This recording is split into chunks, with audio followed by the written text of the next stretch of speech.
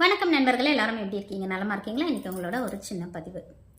என்னடா நம்ம எவ்வளோ கஷ்டப்பட்டாலும் இவங்க மட்டும் நம்மளை புரிஞ்சிக்கவே மாட்டேன்றாங்க அப்படின்னு நிறைய பேர் சலிச்சு போயிருப்போம்.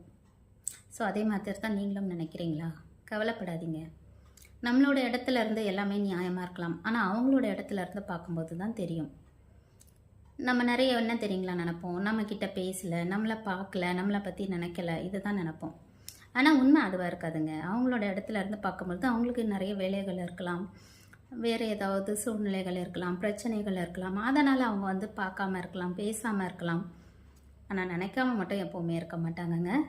ஸோ 2 தரப்புக்கிட்டையும் உண்மையான அன்பு இருந்துச்சு அப்படின்னா அது எத்தனை பிரச்சனைகள் வந்தாலும், எவ்வளவு காலங்கள் ஆனாலும், என்ன சூழ்நிலை வந்தாலும் கண்டிப்பாக ஒருத்தரை விட்டு ஒருத்தர் பிரியவே மாட்டாங்க.